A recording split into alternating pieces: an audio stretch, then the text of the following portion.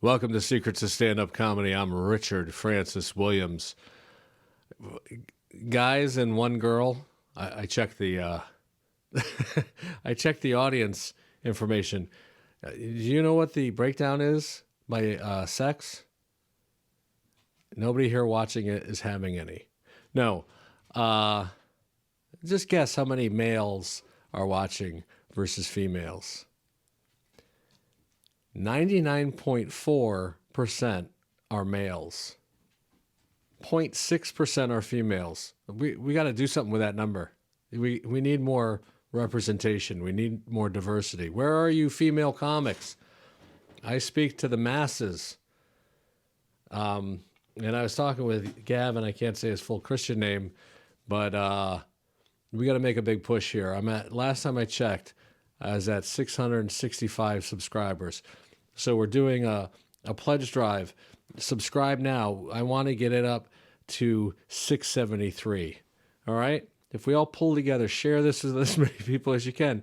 I want 673. 674, that's a bit too much. That's a bit ostentatious. I was at 666, and YouTube took a subscriber away because that's the mark of the beast.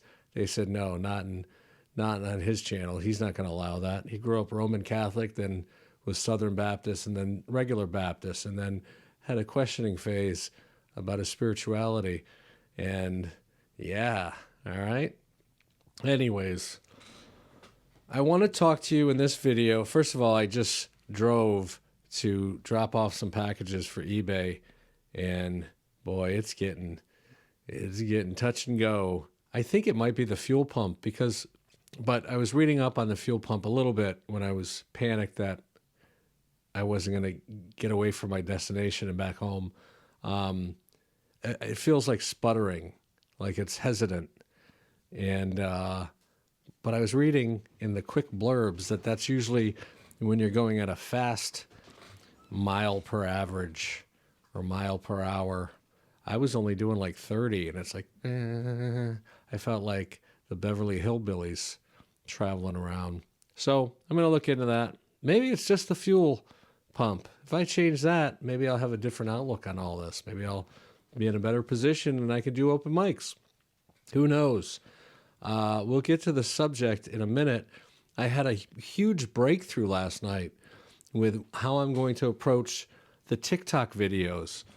As I said a while back, I'm not going to use footage from actual shows. I'm going to do them like this. Because I don't need an audience. I don't need the audience to tell people online that it's funny. You watching this, the people watching the TikToks and the Reels and the stories and whatever else they're called, they're the audience. They'll determine whether or not it's funny. But I've said that I wanted to do it kind of like I'm in the studio. I don't tour like Steely Dan or the Beatles after the first couple of years of fame. So I'm going to do that, and it's going to be black and white, just like this. But I picked out some music for it. And oh, is it perfect for what I'm trying to do? I might add some applause in the beginning. I'm going to give you a taste. It's going to start like this, the back of the chair. I'm going to turn maybe to applause, do the joke, and there's going to be bed music underneath there. And it's going to be, I can't wait. It's tasty. It's like chicken fries with zesty sauce. You know what I mean? Can you feel it? Can you feel the warmth, the excitement, the vibrance?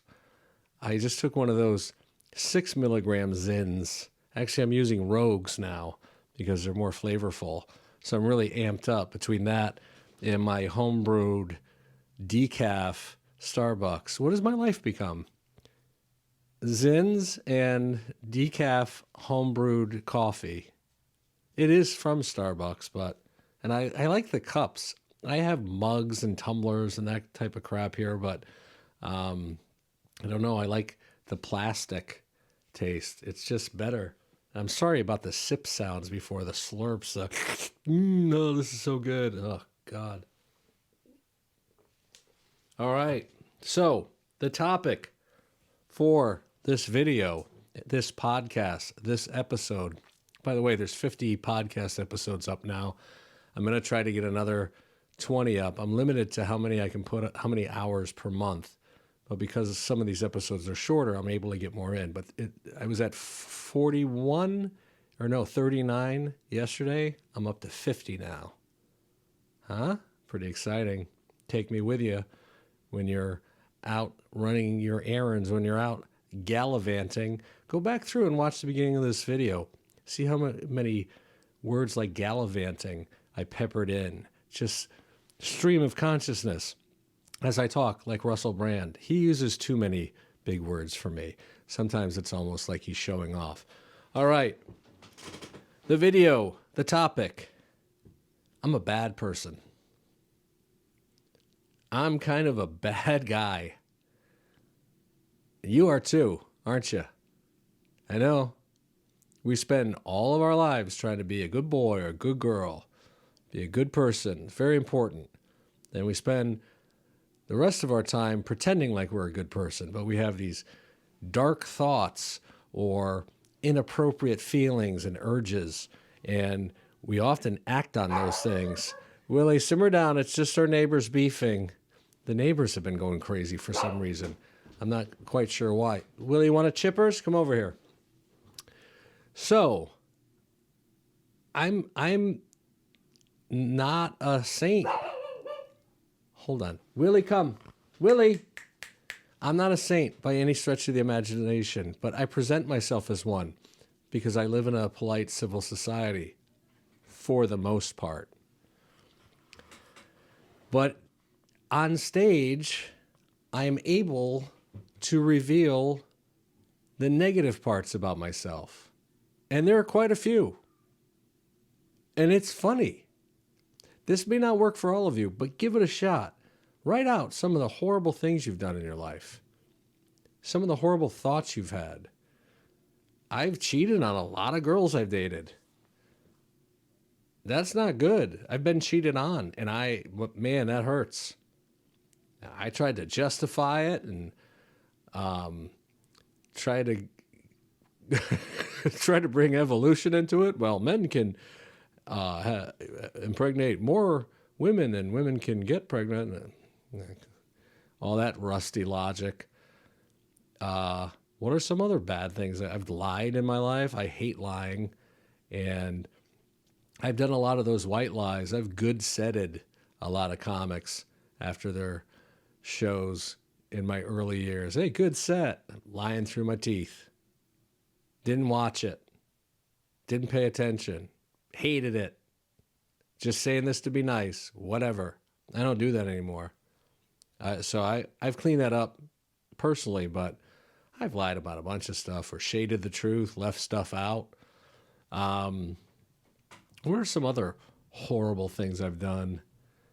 I don't want to admit to any crimes. I haven't done anything major, but just like, here's something petty. When I tip at Starbucks, and I always tip because I want them to think, this is a real player here. This is a real decent human being. He's contributing to the communal tips that we all split based on our hourly shifts. That's what they do at Starbucks. They have little bags where they break it down per hour and they hand them a bag of money. I won't tip unless they're looking. So I'll hold the dollar in my hand until they look, and then I go like this and then put it in that little plastic jug they have. Why? Why do I need them to see that I'm a caring, sweet-natured, honest, upstanding citizen? Because I want credit. I want credit for everything good that I do. I want a pat on the back. I want them to give me the head nod and go, yeah. Come here more often, Richard Francis Williams. We like it. We like you. We like your style. So think about some of the horrible things you do in your life. What made me think of all this? Larry David. He's one of my favorites. He's so funny because he's just blatantly obvious. He's just straight to the point. He says stuff that people think. but restrict themselves because they don't want to seem like a bad person. He doesn't give a. He doesn't care. He made a whole show about it. He made 2 shows about it. Seinfeld was like that. They were 4 really unlikable characters, but we liked them because they were honest. We saw them being shady and doing really despicable things. Like George Costanza, it was based on Larry David in real life. So Larry David is doing all this press for the final season of Curb Your Enthusiasm. Side note, remember I talked about my dog Buddy and Molly? My ex-girlfriend, who's a comic that I shared custody of Buddy and Molly with, she was driving her convertible one time, and Larry David pulled up next to her, and Buddy was in the car. And my ex-girlfriend is gorgeous, like movie star pretty. And I got her when she was young. Okay, you fellas know what I mean. I wouldn't show you a picture now. No, I'm kidding. She's still gorgeous. I should have stayed with her. But he was probably flirting with her, but he's like, what a beautiful dog. She's like, oh my God, thanks. And he's like, we should have your dog in one of the episodes. So my dog Buddy almost made it into an episode of Curb Your Enthusiasm. But unfortunately, my ex-girlfriend wouldn't put out. No, he wasn't. That wasn't part of the deal. He was happily married at the time. He has no history of any of that. It's just a joke for you, my trusted audience members, my family here at the Secrets of Stand-Up Comedy Verse. I feel like I'm doing a bit tonight. See, I'm a bad person because this check doesn't work with this. You can't tell as much because it's black and white, but this is like a tan or a brownish. I have a hard time between tan and brown. I remember one time my grandfather, I thought I was colorblind. I am in one eye. I was like 9, and I was telling my grandfather I was colorblind. He was getting frustrated. He goes, what color is this? And he was holding up a G.I. Joe figure, and it was the skin. And I'm like, brown? He's like, no, it's tan. Ah, Jesus, Richie. He got so mad. I didn't know that tan was an option. I thought only the 8 crayons in the Crayola box were options. So I had to pick one of those. I didn't realize that tan was considered a color for this test that he gave me. And he got so pissed. Flashbacks of fighting the Nazis in France, I guess. He was a war hero, by the way. He got a Bronze Star. So I'm rambling. I want to get back to Larry David. He's an asshole. He is an asshole. And Trump, again, ignore the politics of it, because I know that just saying that name may infuriate you. But Trump is fucking hilarious because he's an asshole. And it's funny. That bit that Shane Gillis does about when they took out that, I think the ISIS leader, and he died like a dog. Like, and that he was crying and all that stuff. Like, that's how an asshole talks. And it's funny. It's like, I don't know. There's something funny about owning something. Like, just owning it. Yeah. Yeah, I date bitches in their 20s, homie. I don't care. Because they have low expectations. Yeah, I got a job. That's all they can. Wow, you have a job? And my own place. I have an air mattress in it, but you get with a woman my age, she expects you to have a 401k, health benefits, some money set aside for vacations. I can't deal with that. That's too much pressure. It's not always going to be great. See, anytime I do what I think is like a joke or a bit, I just picture some of you going, no. I drop that, Richard F.W. So I don't like doing it on this channel, but sometimes I do it.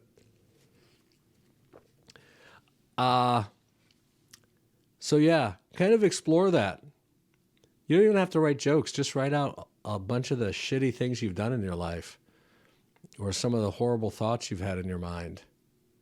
Now, here's one. And I don't know if I want to admit this, but I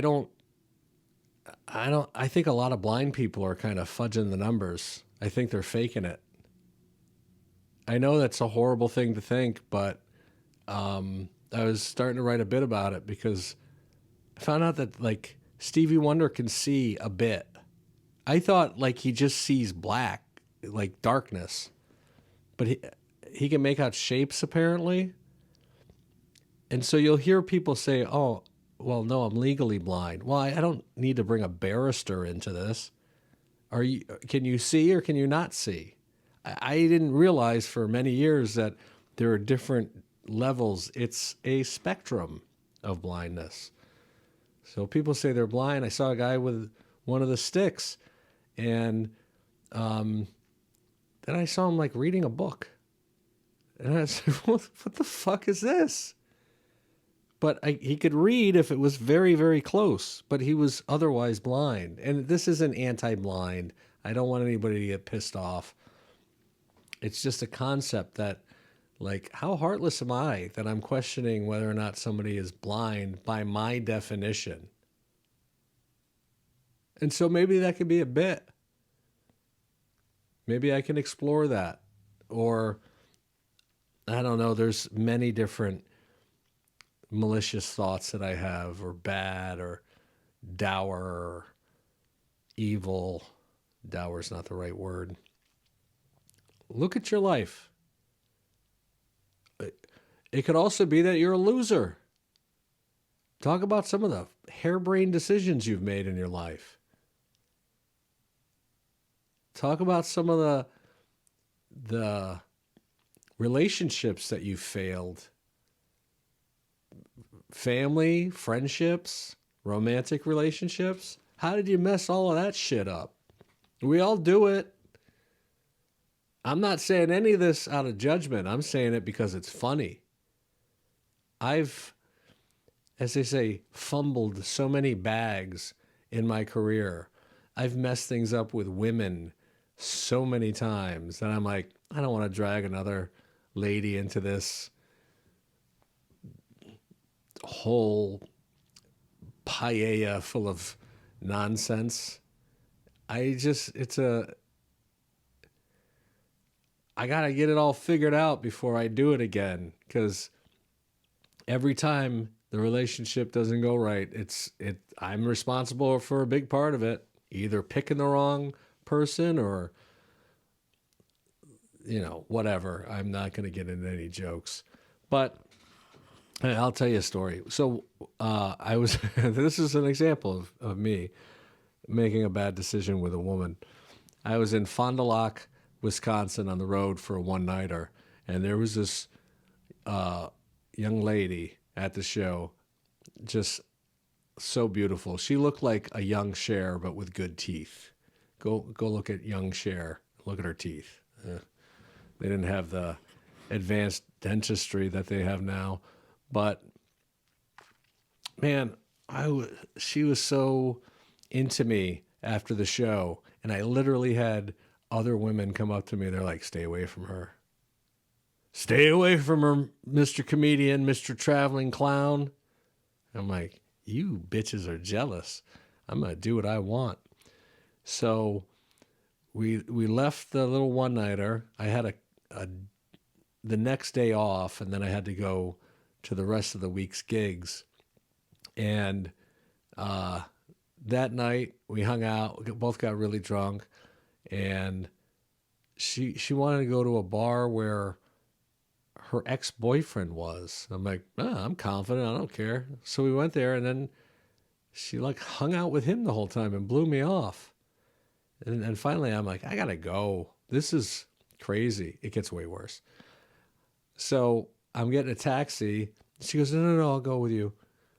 So we leave, and I'm like, what's that all about? She's like, well, no, I'm over him. And I don't remember most of it. I was hammered. And she's like, no, I really like you.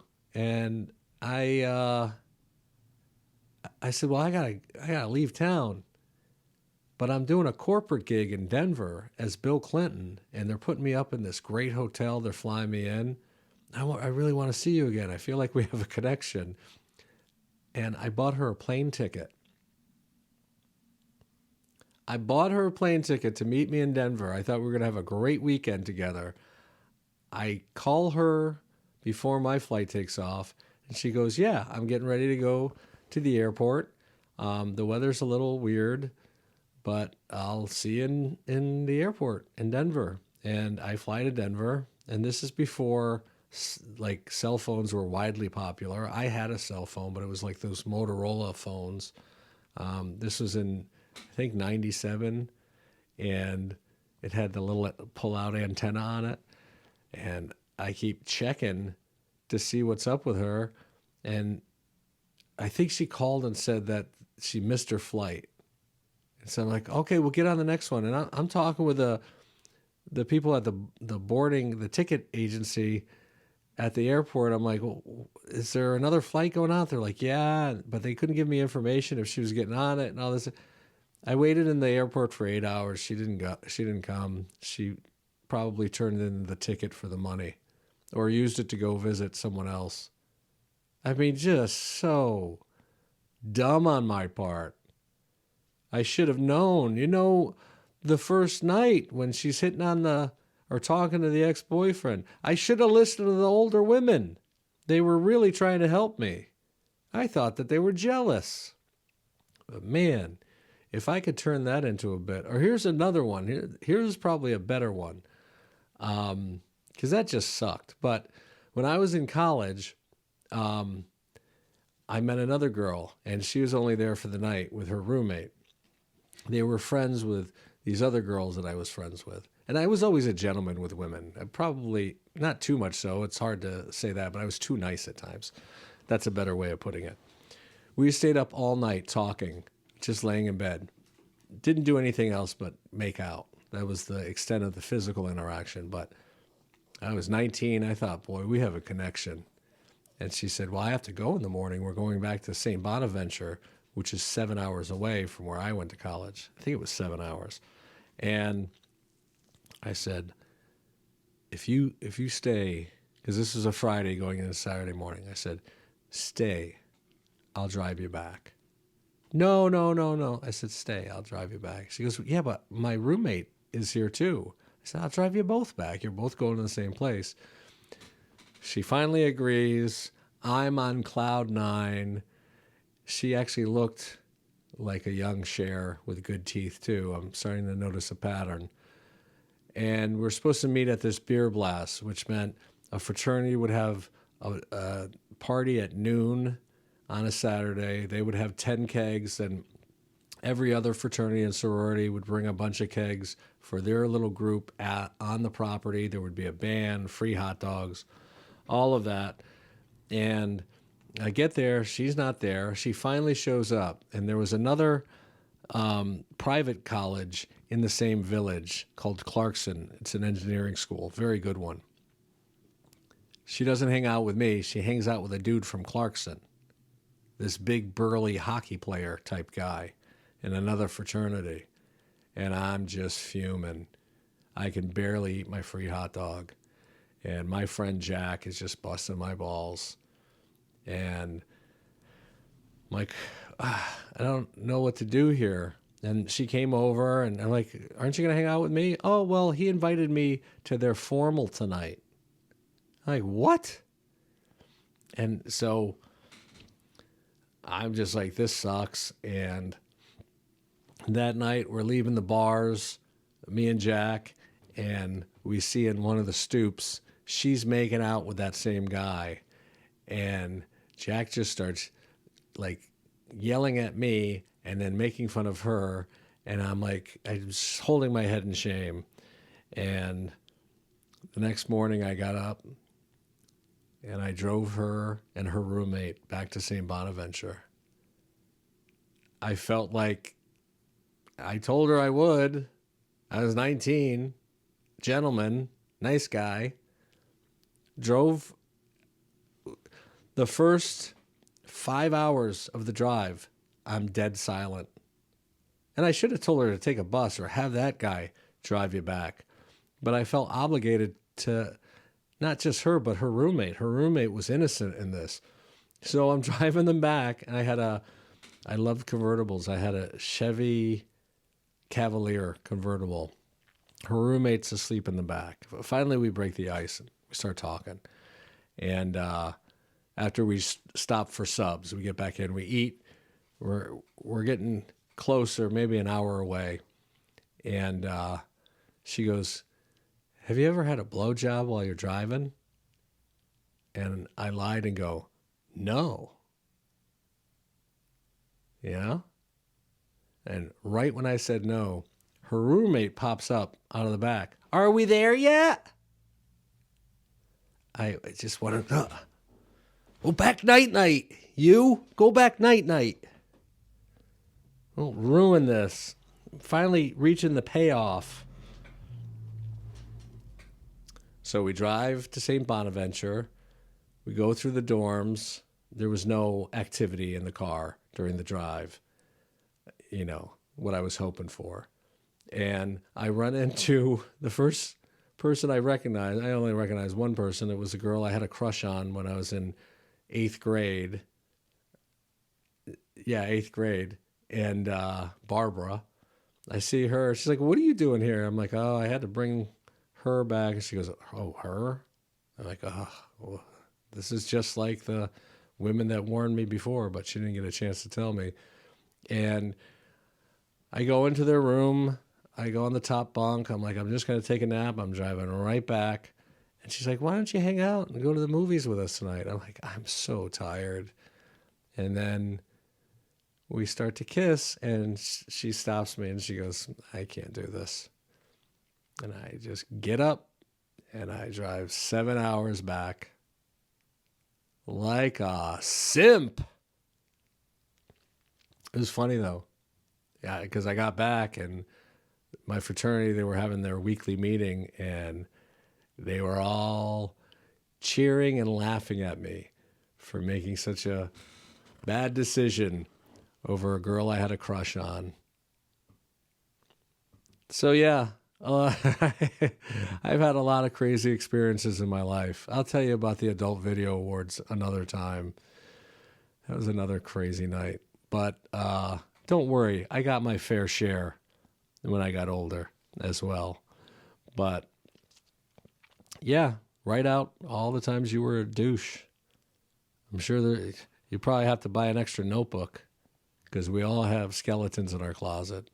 The one thing I recommend, though, is when you're translating it into material for the stage, you have to soften it sometimes. Kind of play with that.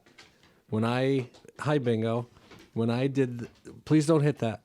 When I did the bit about dating a girl with a baby arm, originally I didn't date her. It's just a guy in my fraternity had hooked up with a girl with a baby arm, and he called it a baby arm, which was funny to me. I'd never heard that expression before, but I knew exactly what he meant. And when I first was talking about it, I was too unlikable in the story because I was talking about just a girl with like one of those small arms on her body. It's due to thalidomide that they used to give pregnant women. You don't want to bring that up in a joke. Talk about birth defects. It's horrifying. So I altered it and made her my girlfriend in the joke. That softened it because it made it palatable for the audience. That, hey, this guy is a good guy. He's sweet. He's dating a girl with a baby arm. And it allowed the joke to work. So sometimes you have to disguise it. And I know even revealing that, you may think differently of me. Wow, you didn't even date the girl? Yeah, I didn't date a girl with a baby arm. I would have, but that's not the point of the story. The point of the story is I'll see you tomorrow. Don't forget, let's get these numbers up to 673. Is that the target number? I think so. I'll see you tomorrow. Bye.